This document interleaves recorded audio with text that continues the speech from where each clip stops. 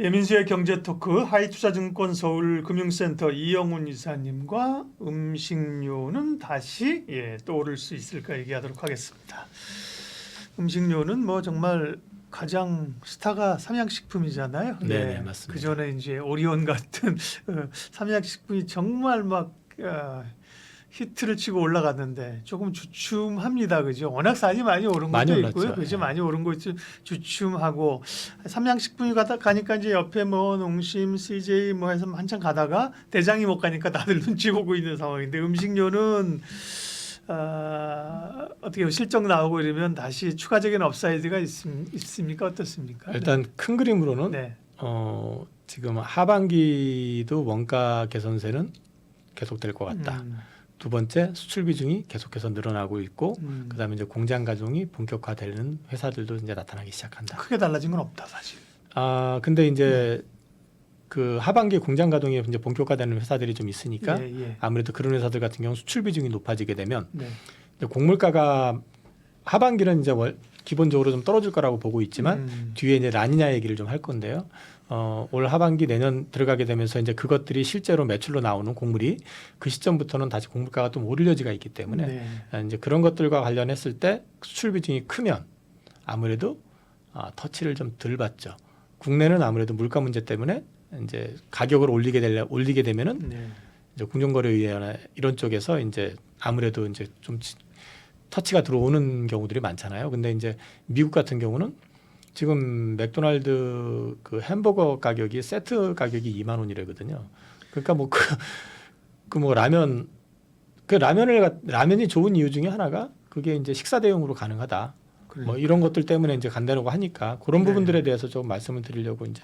그러니까요. 뭐 맥도날드가 2만 원 한다는 깜짝 놀랄리는데 저도 찾아보고 왔는데 이따 좀 얘기하도록 하고 일단 음식료 전반적인 부분. 그러니까요. 음식 항상 상당히 많은 산업들이 이제 원재료비 원가 부담이 가격이 마진에 영향을 미치잖아요, 그죠? 음식료도 대표적인데 막 소위 뭐 에그플레이션 이런 거 나오면 이제 부담이 되는 거고 한편으로 뭐 전가시켰다가 물가 떨어지면 이익을 누린다고 해서 좋았고 근데 최근에 어쨌든 올해 상반기에 올랐던 것은 K푸드 그다음에 수출 열풍 패러다임 이런 걸로 오른 거잖아요, 그죠? 원가도 좀 떨어졌고. 네, 원가도 그러니까 떨어졌고 그죠?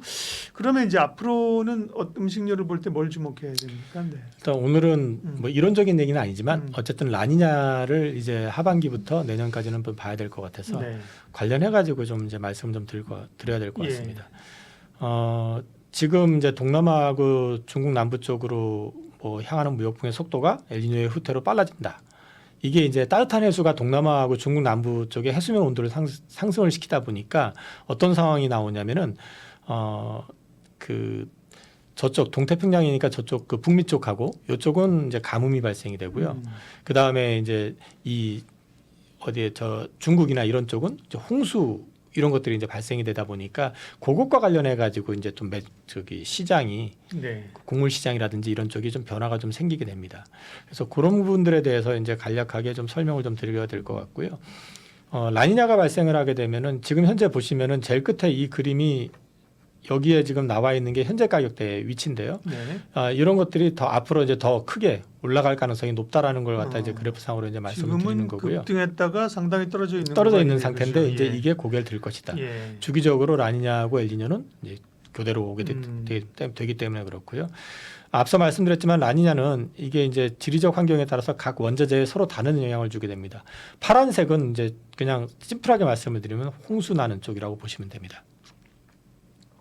네, 그림 띄워주시면 지도에서 지도에서 보시면 지금 보면은 이제 중국 남부 지역 곡창지대가 물난리가 난다. 여기 지금 이 부분 물난리가 난다라고 지금 이제 얘기가 돼 있고요. 이게 이제 2020년 6월에서 9월 사이에 그런데 이때 얘기가 나왔었던 게 산샤댐이 무너진다. 뭐 그런 얘기가 나왔었거든요. 근데 지금 최근에도 기사로 약간 그런 얘기 뉘앙스들이 좀 나온 것 같더라고요. 이제 그런 부분들에서 이제 차이가 좀 있고요. 중국이란다. 미국 중남부 쪽하고 아르헨티나하고 브라질 서남부 쪽 같은 경우는 거꾸로 가뭄이 발생을 합니다. 그렇게 되면은 이때는 여기는 이제 밀, 그다음에 옥수수, 대두 이런 파종 시기이기 때문에 이쪽은 또 이제 안 좋아지는 그림이 나온다는 타격을 거죠. 받겠네. 이런 그림들 때문에 좀 변화가 있고, 그 다음에 저기 언급을 드렸던 것 중에 보시면은 이제 그 천연가스하고 이제 석탄 가격이 이제 올라가게 되면서 질소 비료 가격이 상승을 하게 되는데, 이게 이제 비료 시장의 50%가 이제 질소계 비료 쪽이거든요. 그럼 요게 이제 소맥하고 옥수수 쪽에 이제 가격 인상 요인이 또 된다라는 거죠. 그래서 이제 원자재 가격에 좀 변화가 좀 이제 나타나게 되는 그런 측면이 있다라는 걸 말씀을 드리고요. 이런 것들이 이제 다시 정리를 해보면은, 앞서 이제 말씀드린 것처럼 이제 라니냐가 들어오면서 이제 좀 비가 좀 많이 오고, 이런 쪽은 그 코코아, 그다음에 이제 커피 이런 쪽 같은 경우는 이제 이 작황이 안 좋겠네요. 비가 너무 많이. 안 좋았, 그러니까 가뭄 때문에 안 좋았던 게 이제 네. 비가 좀 오면서 풀리는 거예요? 그런 그림이 나오는 거고요. 그러다 보니까 이제 가격이, 이미 코코아 가격은 하락을 시작을 했는데, 이쪽이 이제 베트남 지역에도 있고 하다 보니까 이쪽에서는 이제 전체적으로 가격을 좀 떨어뜨리는, 그렇게 되면은 코코아나 이 커피나 이런 쪽을 갖다가 원료로 쓰는 그 음식료 같은 경우는 이제 원자재 가격 하락 수혜를 좀 볼 수 있다라는 거고요. 그 다음에 이제 그 곡물 가공하는 쪽 같은 경우는 거꾸로 이제 25년 하반기부터는 앞서 말씀드린 것처럼 이 가뭄 이런 것들 때문에 이제 파종 시기하고 맞물려 가지고 좀 어려움을 겪을 수가 있다. 그렇기 때문에 이게 이제 결국은 가격을 높이는 어떤 그런 부담으로 좀 작용할 가능성이 있다라는 걸 좀 말씀을 드리는데, 그래서 이 곡물 가격이 만약에 올라간다고 했었을 때는 수출 비중이 되게 중요할 수밖에 없다. 국내 매출보다는 해외 쪽에서는 단가 올리는 게 생각처럼 어렵지 않다. 일단 우리나라 제품이 무슨 제품이든 다 그렇지만 우리가 가격을 저렴하게 맛있게 잘 만들잖아요. 뭐 무기도 저렴하면서 성능 좋은 거를 만드는 것처럼 이런 부분에서 이제 그래서 수출 비중이라고 하는 거를 갖다가 항상 볼 수밖에 없는 그런 거다라는 걸 이제 말씀을 드릴 수 있을 것 같습니다. 2분기 관련해 가지고 실적들이 아직 발표가 거의 다 안 나왔어요. 네. 근데 이제 예상하는 것들을 보면은 지금 이제 원가 개선 효과 때문에 평균적으로 실적을 예상치를 하회할 거라고 보는 거는 롯데칠성을 제외하고는 대부분 다 이제 가이던스 부합 내지는 약간 좀 잘 나오는 그런 그림을 지금 전망을 하고 있습니다.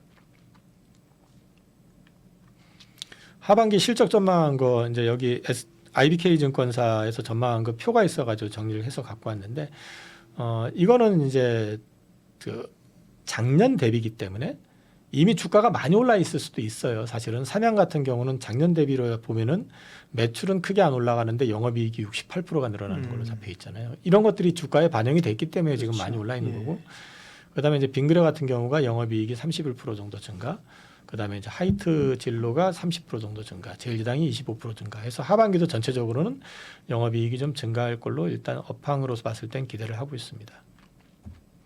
앞서 제가 이제 그 라면 말씀을 좀 드렸었는데, 제가 2만 원이라고 말씀을 드렸는데 빅맥 세트가 18달러 24,480원이랍니다. 아니 국내에서는 7,000원, 8,000원인데 네. 말이 돼요? 이게 옛날에 우리 빅맥 지수 많이 배웠잖아요. 네네. 빅맥 지수가 이제 이게 맥도날드의 빅맥이라고 하는 게 균질된 상품이기 때문에, 그죠?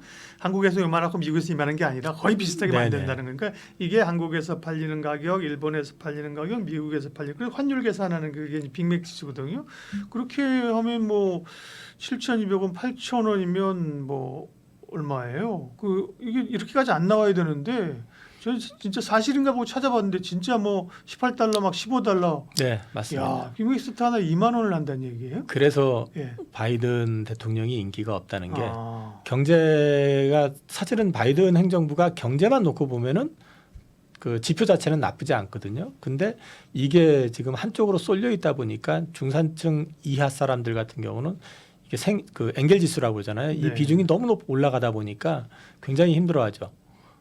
그래서 사실 이제 우리 제품의 맛도 맛이지만 이제 한 끼 식사 대용으로 네. 라면에 대한 수요도 많이 올라온 측면도 분명히 있습니다. 그러니까요. 라면이 우리나라에서 파는 것보다 미국에서는 가격이 높다면서요, 그죠? 훨씬 높죠. 국내에서는, 그죠? 보시면은 네. 지금 불닭볶음면 같은 경우도 1달러 50센트잖아요. 네. 근데 우리나라는 보면은 평균적으로 한 1,020원 정도 한다니까. 1달러 50센트 같으면은 지금 계산하면 한 2,000원이 넘지 않나요? 네. 2,000원 정도 하겠네요. 2,000원 정도. 네, 그죠? 그러니까 그게 때 그러니까 마진이 크게 남는 거죠. 근데 그거라도 이 미국 사람들은 사실은 뭐 라면 하나 끓여 먹으면 한 끼를 보낸다고 했을 경우에 와 빅맥 세트에 몇 배야? 10분의 1 가격이니까 그죠? 그렇죠. 예. 그러니까 이제 이런 것들이 이제 가성비를 많이 찾게 되고 그러면 현실적으로 맛있고 가성비 있는 또 특이한 것도 이제 불닭 같은 경우는 사실 이제 경험해보지 못한 맛이잖아요. 그러니까 이제 이런 것들을 찾는 것 같습니다. 이거는 이제 뭐 장황하게 나와 있는데요. 수출 비중과 관련된 부분들에 있어서 수출 비중은 이제 중요하다고 그러셨으니까. 네네. 계속해서 이제 수출 비중과 관련된 부분들을 보시면 해외 매출이 지금 보시면은 전체 판매량의 삼양은 74.9%. 네. 그러면 사실 우리나라 이제 그 전에 전통적인 개념 제가 증권사 입사해서 처음부터 주식을 배우고 할 때만 해도 음식료 쪽은 내수. 방어주, 그렇죠. 내수주 네, 그렇죠. 네. 이런 개념이 있었잖아요. 근데 지금은 수출주로 완전히 바뀐 거죠. 이렇게 되면은 그러니까 삼양식품은 같은 음식료 내에서도 완전 수출주로 보셔야 되는 게 맞을 것 같고요. 네, 상당히 높네요. 수출 네. 한 50%는 50%좀 되나 했더니만 뭐 70%를 훨씬 넘었네요. 네. 농심 같은 경우는 지금 보시면 40% 정도 됩니다. 농심도 원래 사실 해외 수출 먼저 많이 했거든요, 그죠? 근데 이제 삼양식품이 압도적으로 가니까 그죠? 삼양식품이 불닭 때문에 이제 난리가 났던 거죠. 네. CJ도 높네요. 네, CJ도 현지화율이 네. 계속 올라가다 보니까 이제 계속해서 이런 부분들이 그러니까 CJ 주가도 재평가가 일어날 가능성이 있어 보인다라고 이제 말씀을 드릴 수 있을 것 같고요. 그 외에 보시면은 이제 뭐 대상, 풀무원, 빙그레 뭐 이런 회사들이 있고, 근데 이제 보면은 회사들이 보수적인 회사들일수록 해외 진출을 그러네요. 두려워하는 게 아니라 좀 주저하죠. 그러게요. 그래서 뭐 빙그레 같은 경우는 보니까 지난 분기 보고서에 보니까 현금성 자산만 4천억이 넘게 있더라고요. 해볼 만도 할 것 같은데. 근데 이제 빙과류 같은 경우는 얼려서 보내면 되고 이제 가볍기 때문에 그런 걸 수도 있긴 한데 아무튼 뭐 지금 그런 상황입니다. 국내 아까 이제 삼양식품, 농심, CJ 제일제당 이런 데는 역으로 보면 상당히 글로벌화에 주력해서 성과를 보고 있다, 그죠? 이렇게 볼 수 있겠어요. 이게 사실은 뭐 올 초부터 해서 된 건 아닐 거 아니에요. 몇 년 동안 그렇죠. 뭐 CJ도 우리가 보면 뭐 비비고니에서 뭐 무슨 만두에서 이런 것들이 사실은 성과를 내고 있다고 봐야 되겠네요. 네, 맞습니다. 그리고 또 여기에는 표가 없는데 롯데 웰푸드라고 하는 회사. 네네. 이제 그게 옛날 롯데제과 그거하고 아마 롯데상강하고 합친 걸 건데요. 거기 뭐 인도 시장으로 거기 이제 인도 공장이 있는데 거기도 매출이 한 1,000억 대까지 올라왔더라고요. 근데 물론 전체 볼륨이 크니까 아직은 그렇게 뭐 크다라고 얘기할 수는 없는데 그쪽도 회사 계획상으로는 27년까지 매출을 5천억 이상을 만들겠다고 하니까 그런 것들도 앞으로 포텐셜로 좀 지켜보실 필요는 있을 것 같아요. 그래서 이제 그런 쪽으로 전체적으로 보면은 결국은 음식료도 이젠 내수 기업으로 평가할 게 아니라 수출 기업으로 이제 평가를 해야 될 것 같고 수출 기업으로 평가를 하게 되는 순간 회사의 어떤 가치 평가가 달라질 수밖에 없죠. 왜냐하면 성장 산업이 되는 거죠. 그렇죠. 뭐 한국의 시장 요만한 시장에서 그 시장을 타겟으로 해서 장사를 했던 회사가 중국을 겨냥하고 미국을 겨냥해가지고 그 시장에 나간다고 했었을 땐 그 마켓 사이즈 자체가 다르잖아요. 방산도 그런 거잖아요. 그렇죠. 그래서 지금 제가 올 상반기까지 계속해가지고 방산, 조선 이제 이쪽 계속해서 이제 말씀을 드리다가 최근에 주가가 많이 올랐기 때문에 새로운 업종을 좀 스터디하는 과정에서 이제 이쪽을 좀 계속해서 한번 추적을 해봐야겠다라는 생각을 가지고 정리를 좀 해봤습니다.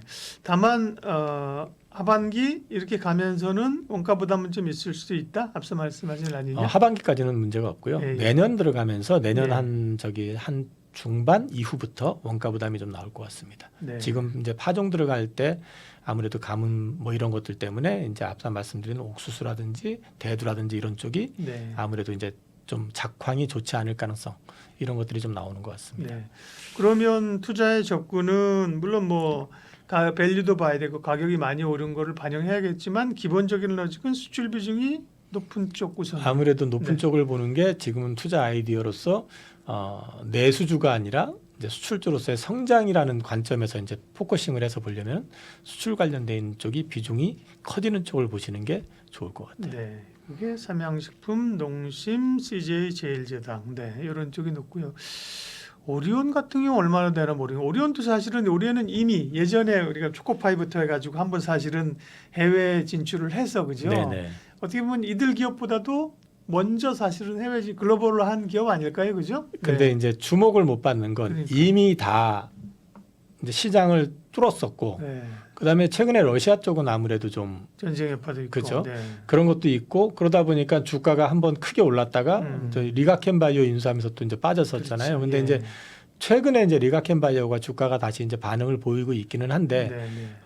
따라서 회복을 아직은 못 하고 있거든요. 근데 음. 결국 가면은 나중에 시간 지나면 회복은 되겠죠, 그것도. 네. 그런 맥락에서 볼 수는 있지만은 성장 산업이라는 관점에서 놓고 얘기를 하면 이 성장의 폭 속도 이거는 좀 아무래도 덜하지 그러려면 않겠느냐. 이제 사실은 새로운 제품이 하나 빅 히트 상품이 그렇죠. 하나 나와줘야 되는 거죠, 그죠? 네네. 예. 삼양식품도 농심하고 옛날에 그냥 똑같이 그냥 라면 팔던 회사였잖아요, 그죠? 농심이 또 우위에 있었고 사실 그죠? 맞습니다. 근데 이제 불닭볶음면이라는 게 한류를 뚫고 온 것처럼 그죠? 사실 뭔가. 지금도 아마 국내 마켓 시에는 농심이 1위예요. 예. 근데 이제 삼양이 워낙에 특화를 잘한 거고요. 음. 거기다가 이제 수출 비중이 커지면은 그만큼 마진율이 높아지겠죠. 이제 그런 것들이 성공적으로 런칭이 됐기 때문에 이제 주가의 어떤 반응도 굉장히 뜨겁게 나온 것 같습니다. 네. 음식료 쪽에서 또 조금 볼만한 게 이제 삼양식품, 농심, 네. 아까 말씀하신 롯데 웰푸드, CJ 제일제당 뭐 주요 기업들인다. 하이트질러 같은 경우는 이건 사실은 아까 하이트질러가 우리 수출 비중이 있었나요? 있었습니다. 얼마쯤 됐었죠? 하이트가- 얼마 안 되죠? 없었네, 그죠? 여기 표시가 안 돼 있네요. 그러니까 왜냐하면 사실은 음식료 중에서도 보면 이게 맥주 좋아하시고 이러신 분들은 뭐 내가 먹어서 올리자 이런 얘기했는데 보면 음식료 중에서도 식음료, 음료 쪽 뭐 특별히 이런 주류 쪽은 별로 안 좋은 것 같아요. 네. 근데 요즘 트렌드 우리나라 이제 사람들이 사실은 술을 먹으면은 한 번에 굉장히 많이 마시잖아요. 예, 예. 근데 이제 외국은 그 정도는 아니고 음. 그다음에 이제 또 한 가지는 그 뭐 취향에 따라 다르겠지만 그러니까 저 같은 경우도 만약에 해외를 나간다 굳이 하이트를 찾아서 먹지는 않을 것 같거든요. 네. 그러니까 이제 우리나라 사람들 서양도 그렇고 외국인들 입장에서 봤을 때도 익숙한 브랜드들이 있잖아요. 그리고 그러면 사실은 뭐 잘은 저희가 주류에 대해서 잘 모르지만 뭐 통상적으로 얘기하는 게 한국 맥주가 뭐 맛이 없다 이런 얘기를 하고 지금 죄송해요 지금 맥주 하이트질러 쪽으로 좀 흘렀는데 하이트질러 주가가 상대적으로 사실은 못 가서 답답해서 하는 얘기예요, 그죠? 여기도 보면 이게 수출이나 글로벌한 상품 글로벌화가 좀 그다음에 강자들이 워낙 많네, 그죠? 글로벌한 맥주 강자들이 많잖아요. 많은데 그죠? 저가 얼마 전에 그 하이트 관련된 자료 좀 찾다 보니까 그래도 수출이 요즘은 좀 꽤 늘어나는 것 같더라고요. 그렇군요. 거기도요. 네. 근데 이제 그 하이트는 사실은 맥주보다 소주 쪽이 아마 더 그렇죠. 주목을 좀 받고 있는 것 같고요. 네. 근데 이제 아직 시장에서 그쪽까지는 관심을 갖고 있지 않는 것 같아요. 그래서 말씀하신 김에 저는 다음번에 그 하이트 진로 좀 공부 좀 해야 될 것 같아요. 네. 그쪽은 제가 커버를 안 했는데. 음식료 중에서도 뭐 제일 롯데칠성 보자. 롯데칠성 주가는 어떤가 보자. 비싸지 않겠어요? 그죠? 뭐 대동소이하게 그죠? 못 간 건 비슷해요, 그죠? 롯데칠성 같은 경우도 실적이 가이던스 하회로 지금 나오거든요. 그러니까 이제 그 실적 자체가 아직 뻗어 올라가는 그림은 아닌 것 같고. 네. 다만 이제 거기도 앞서 이제 말씀을 드렸지만은 이제 커피 가격이라든지 이런 이제 카카오 가격, 코코아 가격 네. 이런 것들이 이제 좀 안정이 되고 이렇게 되면은 이제 원가 개선 요인은 좀 나올 수 있을 것 같아요. 음식료는 좀 좋고 흥미로운 거는 사실 우리가 다 먹어볼 수 있고 먹는 거잖아요, 그죠? 바이오 기업, 이거 뭐 사실은 예를 들면 뭐 보톡스를 맞으러 간다고 하더라도 뭘로 놔주세요 이렇게 못하잖아요, 그죠? 그리고 기계 보기 어려운데 음식료는 자동차도 그렇다고 뭐 자동차가 좋은데 이거 한번 사볼까 팔고 다음 달에 하나 어렵잖아요, 그죠? 6천만 원, 7천만 원 그렇죠. 하는 차를. 근데 음식료는 생활 속에 있고 우리가 알 수 있기 때문에 기회가 있죠, 훨씬 더, 그죠? 그리고 이제 요즘 유튜브가 잘 발달이 돼 있으니까.